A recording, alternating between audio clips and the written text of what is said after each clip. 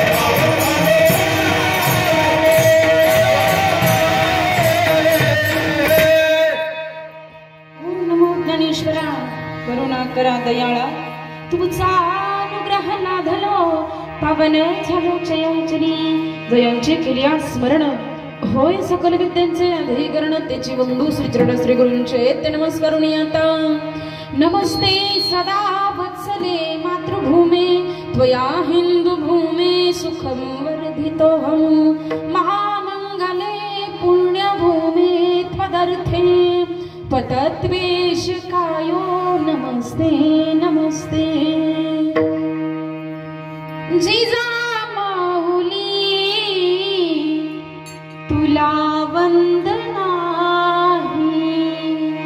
तुझ्या प्रेरणेने दिशा मुक्तदाही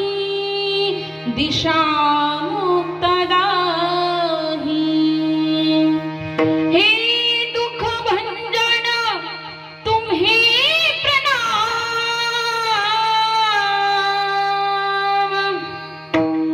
हे दुःख भंजन तुम्ही प्रणाम जय रघुनंदन जय सिया राम जय रघुनंदन जय सिया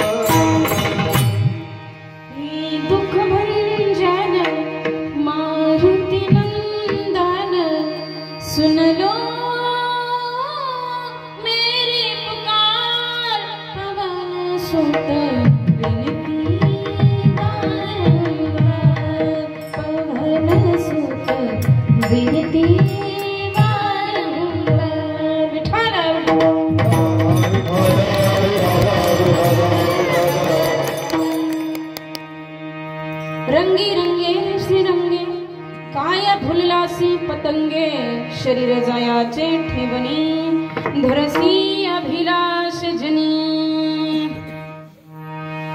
प्रस्तुत प्राप्त प्रसंगी प्राप्त स्थळी निरूपणाकरिता निवडलेला अभंग 16 वर्षाचं बालक प्रवरीच्या काठाला बसलं विश्वात्मक भाग यज्ञ मांडला या अज्ञानी समाजाच्या हितासाठी या अज्ञानी समाजाची मन नांगरण्यासाठी विश्वात्मक भाग यज्ञ मांडला नेवासे गावी थोडासा आवाज द्या विश्वात्मक ज्ञान यज्ञ मांडला नेवासे गावी महाराष्ट्रामध्ये ये मराठीची नगरी ब्रह्मविद्येचा सुकाळ करी, ब्रह्मविद्येचा सुकाळ केला. विश्वगुरु निवृत्तीनाथ महाराजांनी समाधीच्या कार्यकालावधीमध्ये शिळा सरकवली आणि शिळा सरकवल्याच्या नंतर महाराष्ट्र काही कार्यकाल अज्ञानाच्या अंधकारामध्ये चाचपडत राहिला. कुणी ज्ञाना जन्माला येतो का, कुणी तुका जन्माला येतो का, कुणी एका जन्माला येतो का. मोगलांच्या टापानं महाराष्ट्र बेचिराग होऊ लागला. आई बहिणींच्या अब्रूची लपतरा बेशीला टाकल्या जाऊ लागली.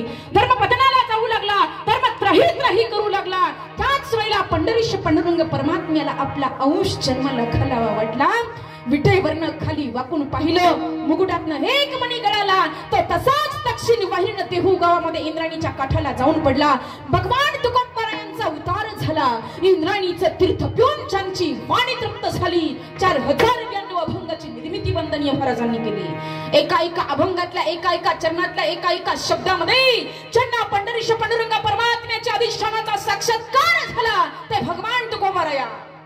आणि हा पंचम वेद निर्माण करत असताना प्रपंचाच्या अवस्थेचा जर विचार केला तर घरामध्ये अशी जर्जर अवस्था झाली. प्रपंचावर तुळशी पत्र ठेवलं. प्रपंचाची अवस्था जर्जर झाली. पाणी प्यायला फुटका माठ, जेवायला फुटकं ताट, झोपायला मोडकी खाट, पण शेवटी वैकुंठाची वाट हवं तर माझ्या भगवान तुकोबारांच्या परमार्थाचा थाट. आणि ते भगवान तुकोबाराया मुखारविंदातनं काही अमृत वचन निघाली आणि त्यातलीच काही अमृत वचन आज आपल्या समोर सेवेकरिता उपस्थित करवलेली आहेत. विठ्ठल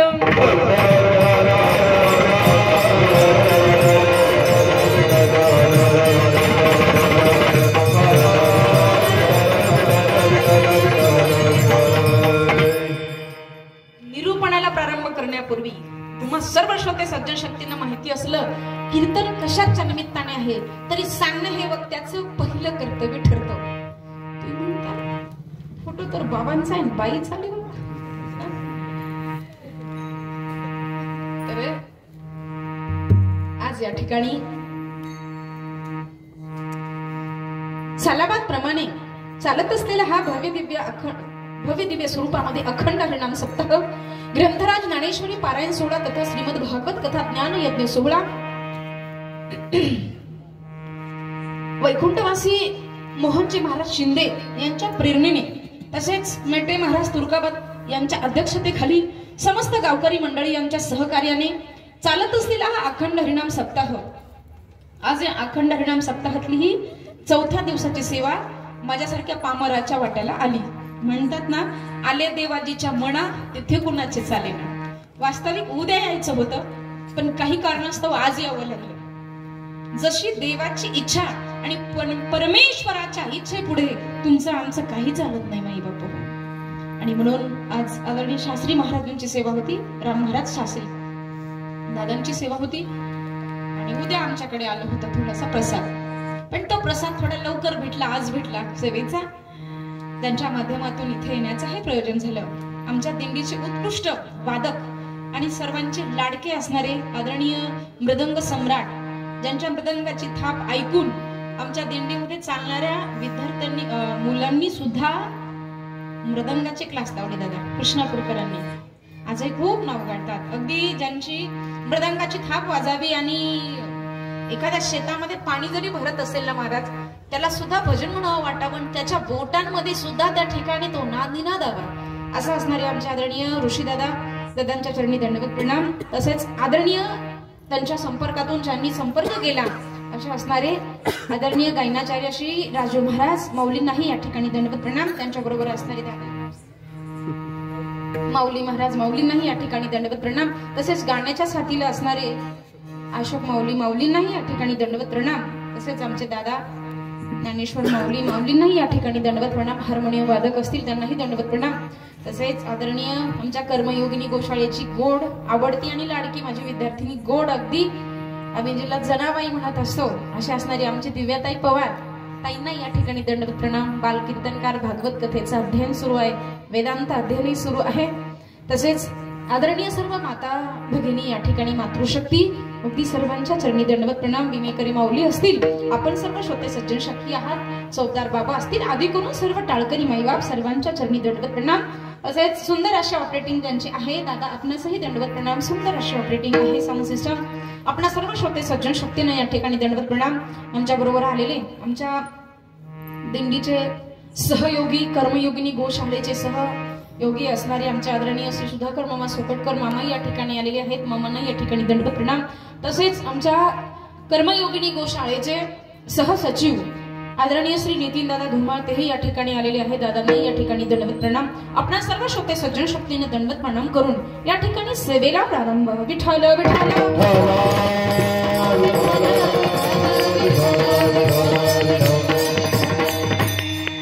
रंगी रंगे रे श्री रंगे काय भुललासी पतंगे शरीर जायाचे ठेवणी भरसी अभिलाष जनी. प्रस्तुत अभंगामध्ये जगतवंदनीय जगद्गुरु तुकोबराया या जीवात्म्याला उपदेश केला. जीवात्म्याला उपदेश केला की रंगी रंगे रे श्रीरंगे काय भुललासी पतंगे. महाराजांनी सांगितलं अरे बाकीच्या रंगात काय रंगायचं असेल ना श्रीरंगाच्या रंगामध्ये त्याच्या नामचिंतनामध्ये रंगी रंगे रे श्रीरंगे काय भुललासी पतंगे. पतंगे म्हणजे हा प्रपंच हा पतंगासारखा आहे आणि त्याला आपण बोलून बसलो. पुढे महाराज सांगतात की शरीर जायाचे ठेवणे दरीशी अभिलाष जनी. ज्या शरीराचा अभिलाष मी मनामध्ये धरला एक दिवस हे शरीर जाणार आहे. नवे तुझा हा परिवार द्रव्य दारा क्षण भंगुर. ज्याला तुम्ही माझं माझं म्हणता ते तुमचं नव्हतं नाही आहे. पुढे महाराज सांगतात हे तुमचं नाही आहे हे होणार नाही तुमचं. आणि म्हणून अंतकाळीचा सोयरा ज्या सोयऱ्याला तुम्ही माझं माझं म्हणता पण टाईम आल्यानंतर ते सोयरेधारे वर हात करतात तुम्हाला पाहून रस्ता बदलतात. तुकोबराया अनुभव आले अंगात ते या जगा देत असे. तुकोबरायांनी सांगितलं अरे अंतकाळीचा सोयरा तुका म्हणे विठूधरा या जगातल्या सोयऱ्याच्या नादाला लागू नका म्हटले. असा सरळ सरळ यथामती अभंगाचा भावार्थ थोडक्यात आपल्या समोर ठेवण्याचा प्रयत्न. विठ्ठल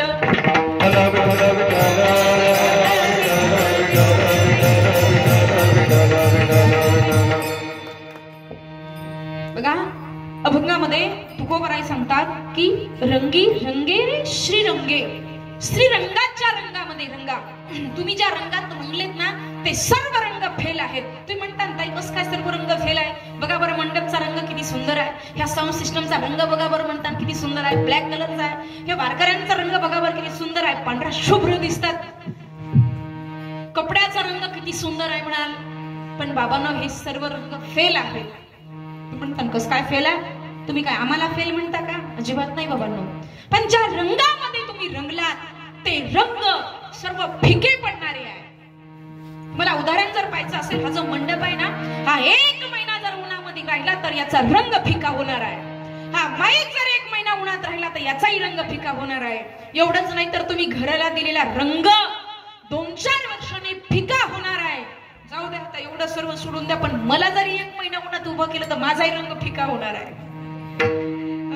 सर्व रंग फिके होणार आहे. या ठिकाणी एकच रंग असा आहे महाराज 28 युग झालं उभा आहे विटेवर पण रंगात तीळ मात्र ज्याच्या फरक नाही तो रंग म्हणजे पांडुरंग परमात्मा माई बाबा. आणि तुकोबाई सांगतात त्या श्रीरंगाच्या रंगामध्ये तुम्ही रंगा. ज्या रंगात तुम्ही रंगले हे सर्व रंग फेल आहेत. ज्या प्रपंचामध्ये तुम्ही अडकून बसलात काय तुमच्या सोबत येणार आहे. तुम्ही म्हणता तुम्हाला काय माहिती आहे काय येणार आहे काय जाणार आहे म्हणून. तुम्हाला काय प्रपंचाचा अनुभव आहे का. बाबांनो जरी अनुभव नसेल तर आम्ही पाहतो समाजामध्ये प्रत्येकाच्या प्रपंचात काही ना काही अडचणी असतात. प्रत्येक जीव दुःखी आहे. भला मोठा बंगला आहे शेतीवाडी आहे भरपूर कापूस होऊ द्या पण एवढं झाल्यानंतर पोरगा ऐकत नाही. 20 काय ते 220 का काय ती गाडी निघाली ती गाडी घेतो म्हणे. ऐकत नाही. एवढं कमावून सुद्धा मुलं ऐकत नाही म्हणजे कुठेतरी दुःख आहे. मग ज्याला तुम्ही माझं माझं म्हणतात ते तुमचं नाही आहे. तुम्ही त्याला माझं म्हणा त्याने सुद्धा म्हणावं हे सुद्धा माझं आहे. आणि असं 1-2च तत्व या विश्वामध्ये आहेत. एक आहे संत आणि दुसरे आहे भगवंत. हे 2च तत्व त्यांना आपलं म्हटलं त्यांच्या चरणाकडे केलं की आपलं केलंच हा त्यांचा स्वभाव आहे महाराज. आता बघा संतांची महती फार आगळी वेगळी आहे. महाराष्ट्रातल्या संतांच्या महतीचा जर आपण विचार केला तर संतांची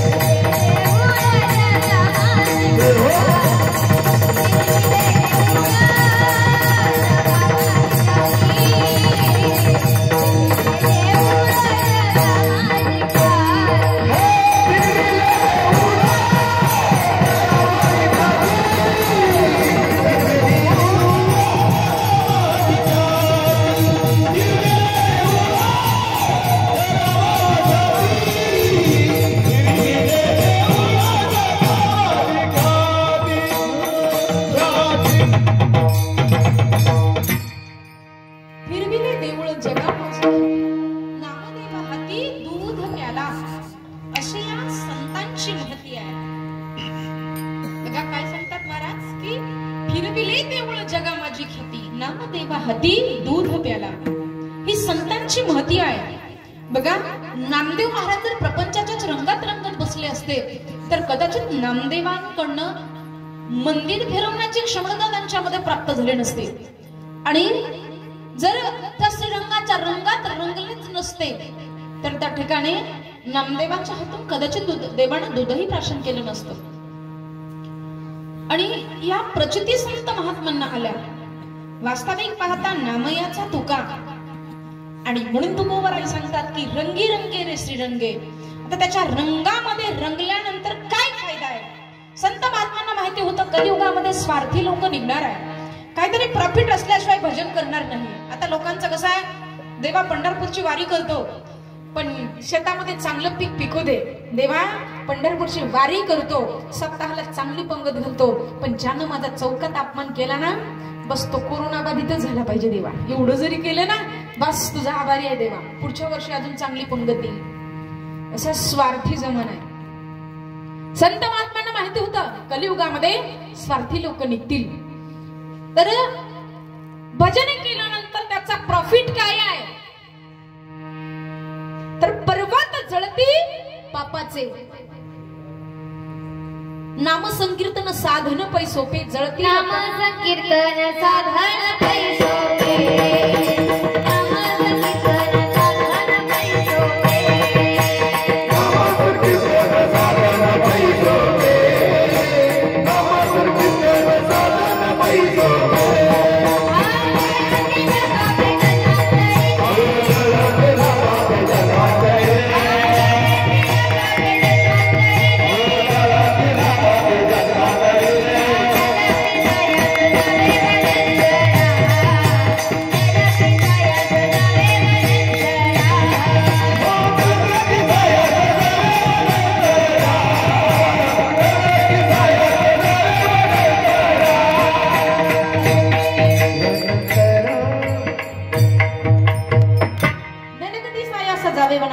सुखी येतो घरा नारायण. नाम संकीर्तन साधन पै सोपे, जळतील पापे जन्मांतरीची. त्याच्या रंगात रंगल्यानंतर, त्याचं नामचिंतन केल्यानंतर अनंत जन्माचं असणारं पाप त्या ठिकाणी जळून नष्ट होतं. असं संतांचे पुरावे आहेत. नाही का? पुरावा पाहिजे ना.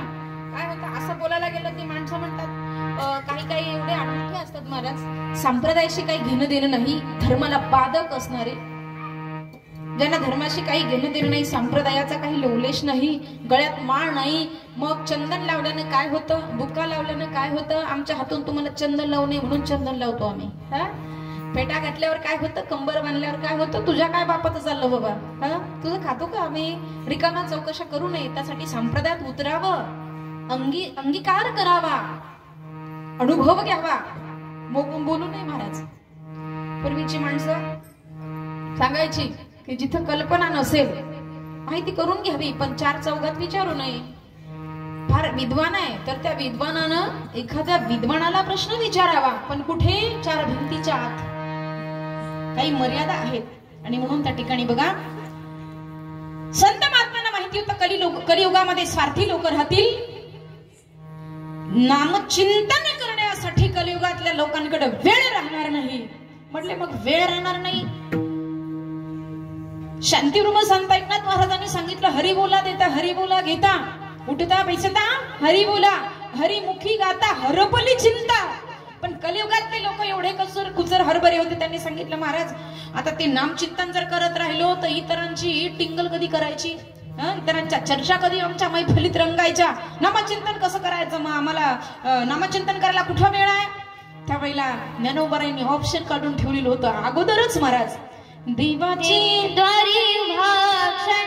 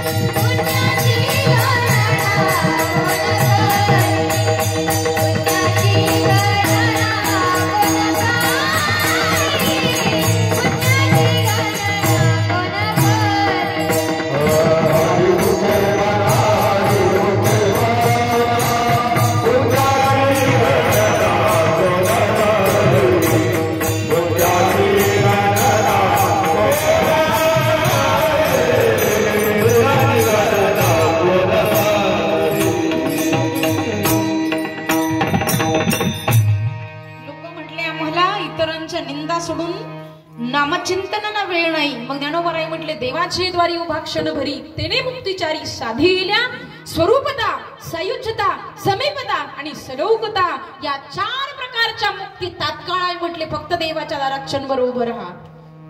पण लोक नाही राहिले महाराज. मग संत महात्मे उभे राहिले का? राहिले, निश्चित राहिले महाराज. संत महात्म्यांनी त्या भगवान परमात्म्याच्या चरणी जीवन समर्पित केलं.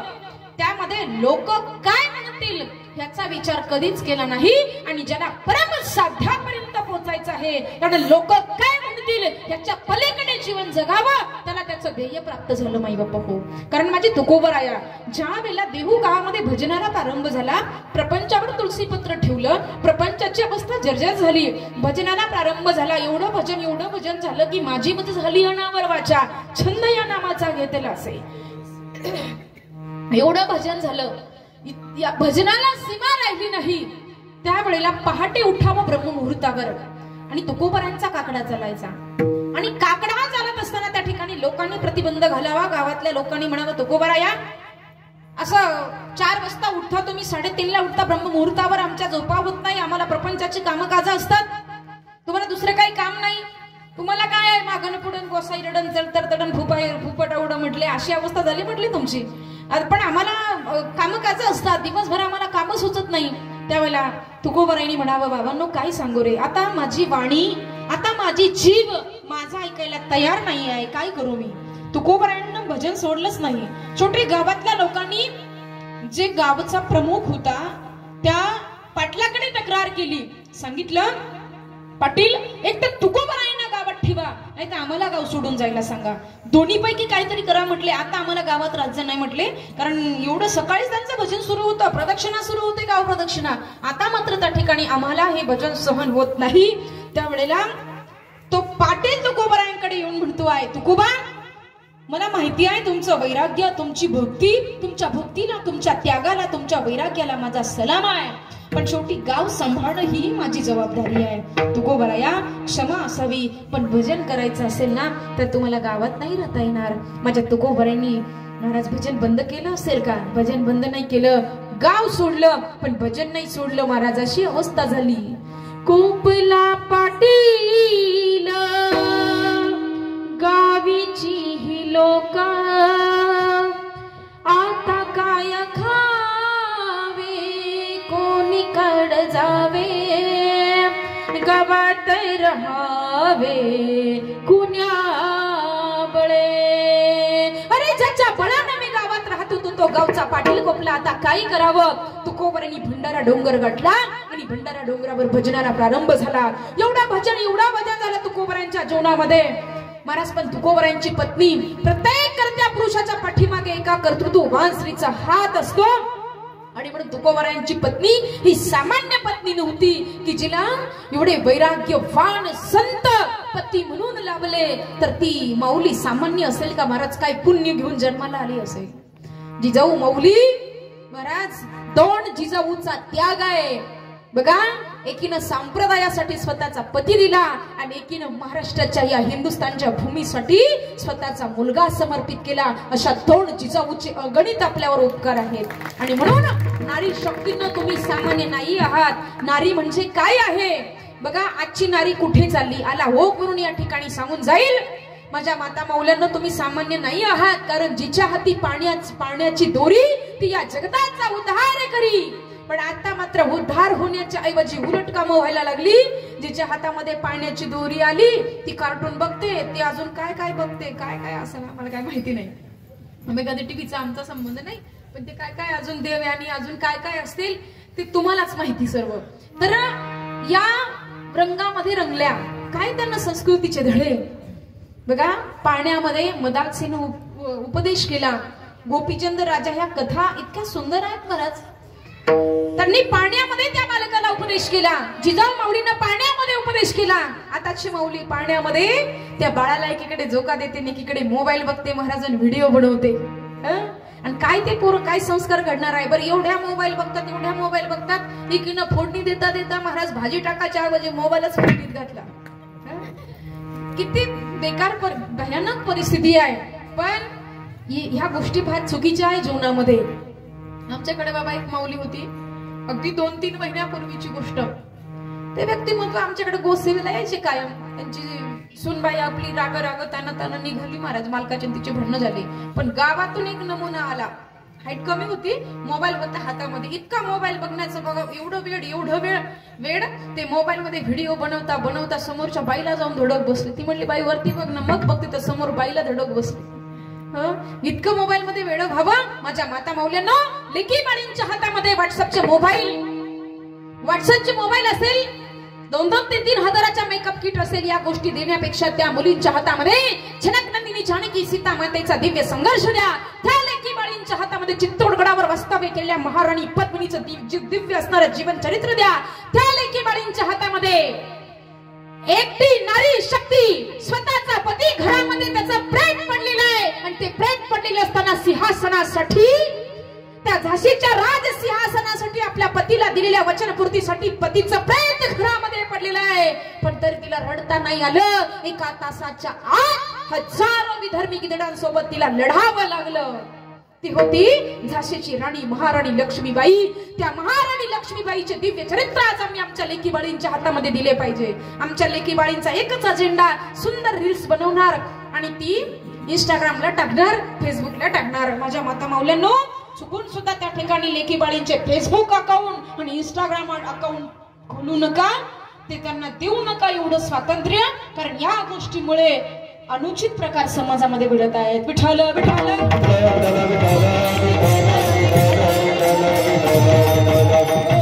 काय अजेंडा होता आमच्या नारी शक्तीचा बघा. नहीं युद्ध से पीछे हटेगी, नहीं युद्ध से पीछे हटेगी, कुर्बानी दे जान की बेटी हिंदुस्तान की, ये बेटी हिंदुस्तान की, बेटी हिंदुस्तान की, बेटी हिंदुस्तान की, बेटी हिंदुस्तान की, बेटी हिंदुस्तान की, बेटी हिंदुस्तान की. आसमान हो या धरती पर जो भी नजर गड़ाएगा, भारत की नारी से छुपकर दुश्मन भाग न पाएगा. आसमान हो या धरती पर जो भी नजर गड़ाएगा, भारत की नारी से छुपकर दुश्मन भाग न पाएगा. मातृभूमि की रक्षा करने, मातृभूमि की रक्षा करने अपने मन में ठान ली. बेटी हिंदुस्तान की, ये बेटी हिंदुस्तान की, बेटी हिंदुस्तान की, ये बेटी हिंदुस्तान की, बेटी हिंदुस्तान की, ये बेटी हिंदुस्तान की, बेटी हिंदुस्तान की, ये बेटी हिंदुस्तान की. हा अजेंडा आमच्या नारी शक्तीचा होता. हा आमच्या पूर्वच्या नारी शक्ती होता. हा अजेंडा त्या नारी शक्तीचा होता. आणि त्याच राष्ट्रामध्ये जन्माला आलेल्या नारी शक्तीचा अजेंडा माई बापाच्या विरोधात पळून जाऊन लग्न करणं, नरक सुद्धा स्वीकारणार नाही. मी सांगत नाही, ज्ञानोबराय सांगतात, मना मार्ग गेला तो तेथेची मुकला, हरी पाठी स्थिरबला तोची धन्य. आणि माझ्या युवकांच्या बाबतीमध्ये महाराज, आज आमचा युवा कुठे चाललाय? एक युवा होता या महाराष्ट्राच्या मातीसाठी लढणारा, हिंदुस्थानच्या मातीसाठी लढणारा. त्याच हिंदुस्थानच्या मातीतला युवा आज कुठे चाललाय? काय अजेंडा होता महाराज? बघा, आज सुद्धा माँ भारतीची पुकार आहे. उठो जवान देश की वसुंधरा पुकारती, देश है पुकारता पुकारती माँ भारती, देश है पुकारता पुकारती माँ भारती. रगों में तेरे बह रहा है खून राम श्याम का, जगत गुरु गोविंद और छत्रपति शिव का. चल पड़ा तो चल पड़ेगी, चल पड़ा तो चल पड़ेगी, साथ तेरे भारती. देश है पुकारता पुकारती माँ भारती, देश है पुकारता पुकारती माँ भारती, देश है पुकारता पुकारती माँ भारती, देश है पुकारता पुकारती माँ भारती. आज तो वसुंधरा माँ भारती की पुकार है. उठो जवान देश की वसुंधरा पुकारती, देश है पुकारता पुकारती है माँ भारती. म्हणून त्या ठिकाणी आज आमच्या युवक असतील, युवती असतील, त्यांनी जागा व्हावं राष्ट्राच्या हितासाठी आणि स्वतःच्या हितासाठी त्यांनी जागा राहावं. आपुल्या हिता जो असे जागता, धन्य माता पिता तयाचिया. काय चालू होतो आपलं? सांगा बरं का, माझा जर स्वभाव विसर भोळा आहे, सांगत चला.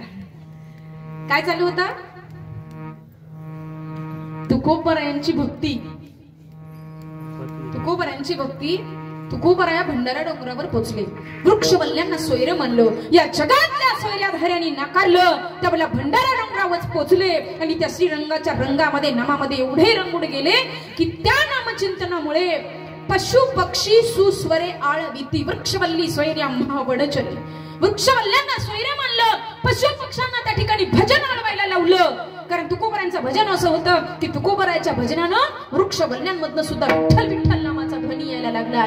भजनाला प्रारंभ झाला, एवढा भजन झाला. पण तुकोबरायांची पत्नी ही सामान्य पत्नी नव्हती. श्रोते सज्जन शक्तींनो, जिजाबाई काय योगदान होता. सामान्य कन्या होती की महाराज? पुणे प्रांतातल्या सर्वात श्रीमंत सावकाराची कन्या तुकोबरायांना दिलेली होती. म्हणजे तुकोबराय काही गरीब असतील का महाराज? एवढं दान दिलं तुकोबरायांनी. महाराज पंचम वेद तर दिला या अज्ञानी समाजाला, पण तुकोबरायांच्या जर दानाचा विचार जर केला तर तुकोबरायांसारखा दानशूर पुन्हा होणे नाही महाराज. 700 एकर जमीन दान दिली आणि 65 लाखाची जागिरी त्या कार्यकालावधीमध्ये त्या ठिकाणी या समाजाला दान दिली. श्रोते सज्जन शक्तींनो, एवढं दिलं आणि एवढं दिल्यानंतर लोकांनी म्हणावं तुमच्यासारखा दानशूर कुणी नाही हो. त्याला तुकोबरायांनी म्हणावं, बाबा मी कोण आहे? देणारा. देणारा एकच आहे महाराज. तो दाता कोण आहे? विटेवरी जाची पाऊले समान, विटेवरी जाची पाऊले समान, विटेवरी जाची पाऊले समान,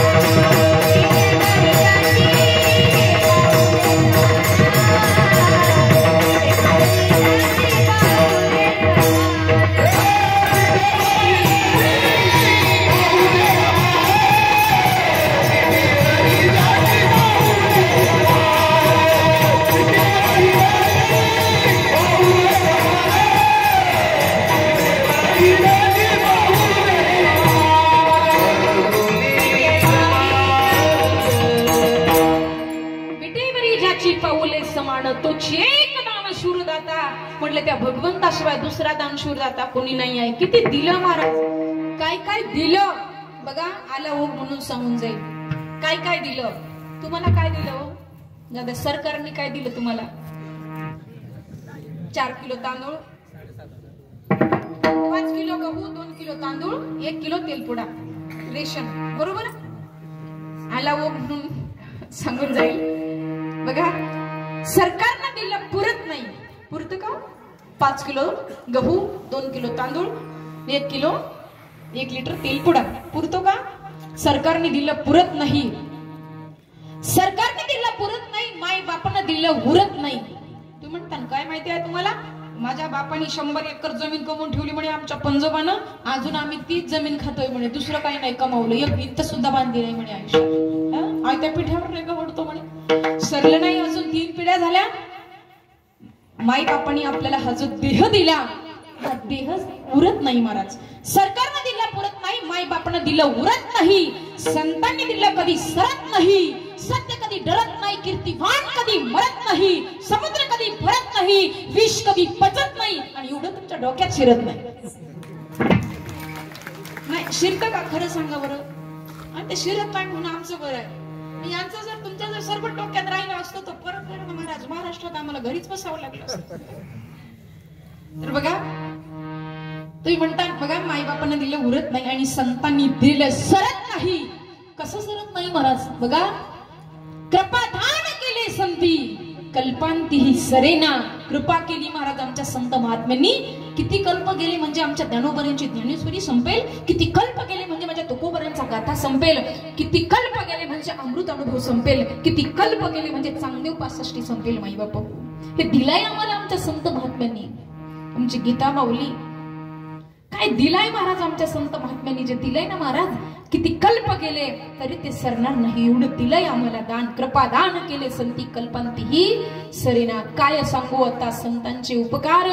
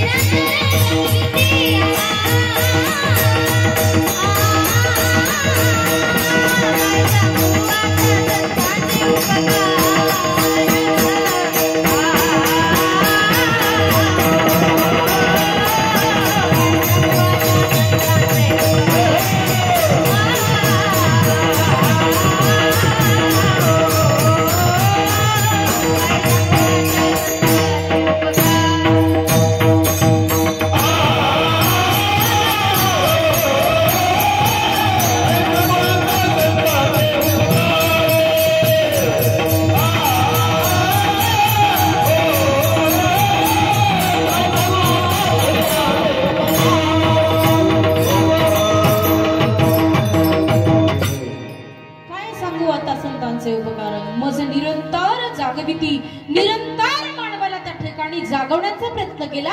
अज्ञानाची झोप या जीवाला लागली आणि अज्ञानाच्या झोपेतनं त्या ठिकाणी ज्ञानाची जाग आणण्याचा प्रयत्न आमच्या संत महात्म्यांनी केला आणि ज्ञानाची जाग आणली महाराज. हरिमंडाच्या रूपाने कथा कीर्तनाच्या स्वरूपाने त्या ठिकाणी तुम्हा सर्वांना जाग करण्याचा प्रयत्न आमच्या संत महात्म्यांनी अविरत निरंतर केला.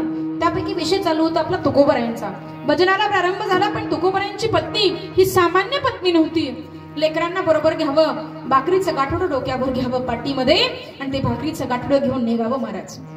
भाकरीचं गाठोडं घेऊन निघावं आणि निघाल्याच्या नंतर त्या ठिकाणी गावाच्या गाव येशीपर्यंत आल्यानंतर ते भाकरीचं गाठोडं खाली ठेवावं आणि मोबाईल काढावा, कानाला लावावा.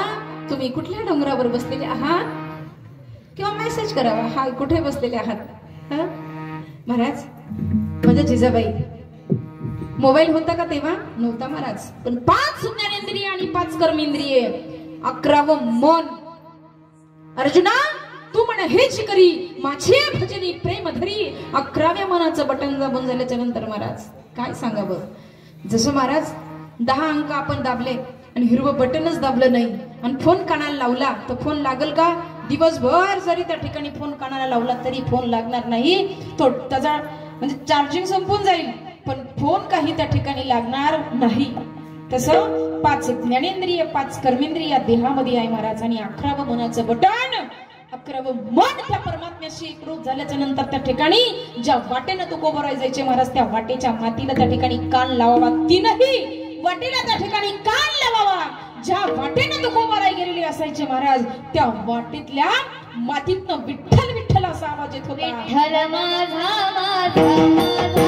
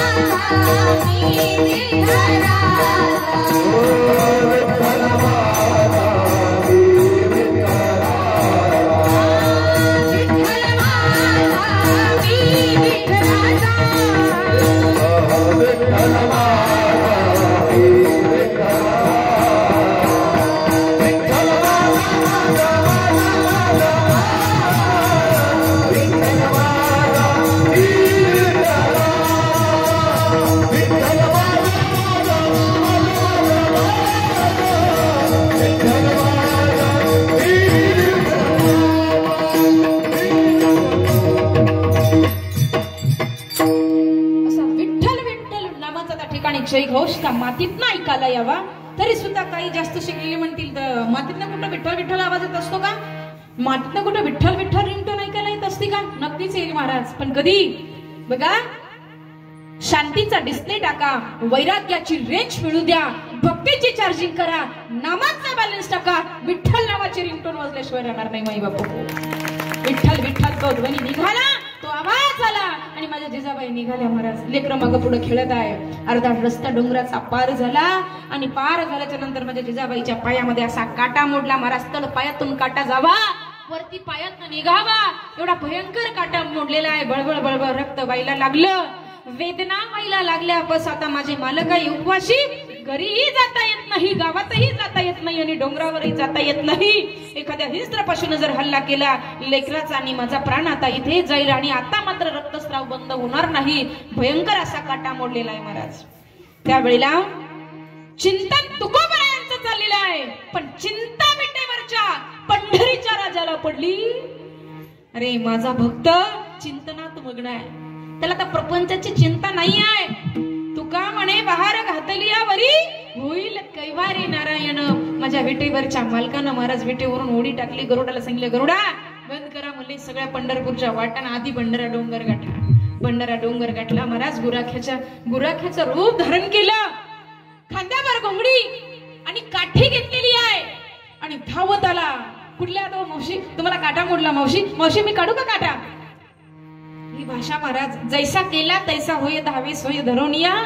हे विश्व ज्याच्या सत्तेनं चालतं त्या भगवान परमात्म्यानं या भाषेत माझ्या जिजाबाईला बोलावं. मावशी मी पायातला काटा काढू? त्यावेळेला जिजाबाईने म्हणावं, राजा बाळा एवढंच वय आहे रे तुझं, कसा काटा निघेल रे? फार भयानक मला वेदना होतात राजा, पायाला हात सुद्धा लावला जात नाही, काय करू आता, काटा कसा काढू? अरे माझे मालक तर भंडारा डोंगरावर बसले रे, काय सांगू? अरे माझ्या मालकाची अवस्था बरे नाही केलं म्हणे, माझ्या बापानं माझं बरं नाही केलं. फुटकाच विना तुटक्याच तारा करी पंढरीशी झाला स्वामी माझा, काय सांगू राजा, माझं कपाळ करंट आहे हे म्हणावं. त्यावेळेला माई तू काळजी करू नको, मी तुझ्या पायातला काटा काढून देऊ का? तू मला सांग, मी तुझ्या पायातला काटा काढून देतो. राजा बाळा तुला काटा काढता येईल का रे? फार मोठा काटा आहे. त्यावेळेला भगवान परमात्म्याची मार्मिक भाषा जिजाबाईच्या लक्षातच नाही आली. भगवंतांना म्हणावं, माई खरं सांगू का तुला, अगं आजपर्यंत लई मोठमोठ्याची काठी काढली मी, कळलंच नाही, कळूच नाही दिलं म्हणे काटा. मग ठीक आहे म्हणे बाबा, काढ बाबा काटा. पाय समोर घेतला, भगवान परमात्म्याच्या हाताचा स्पर्श माझ्या जिजाऊ माऊलीच्या चरणाला झाल्या बरोबर त्या वेदना बंद झाल्या, बुद्धीमध्ये बदल झाला आणि वेदना बंद झाल्या, रक्तस्राव बंद झाला, काटाही नाही आणि रक्तही नाही महाराज. त्यावेळेला जिजाबाईंनी पाहावं, म्हणावं, राजा अरे काय जादू आहे तुझ्या हातामध्ये, काय काटा काढलास बाळा तू. महाराज काय पुण्याई असेल माझ्या जिजाऊ माऊलीची. जो भगवान परमात्मा योगियांच्या ध्यानी ध्याता नातुडसी तो तू आम्हा पासी मागे पुढे योगियांच्या ध्यानी ध्याता नातुडसी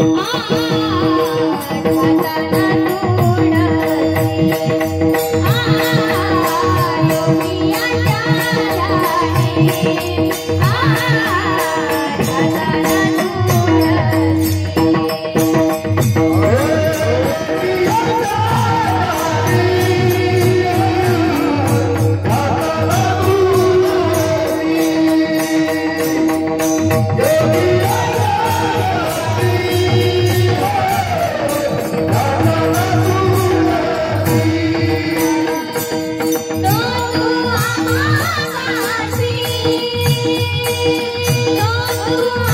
ध्याता नातुडसी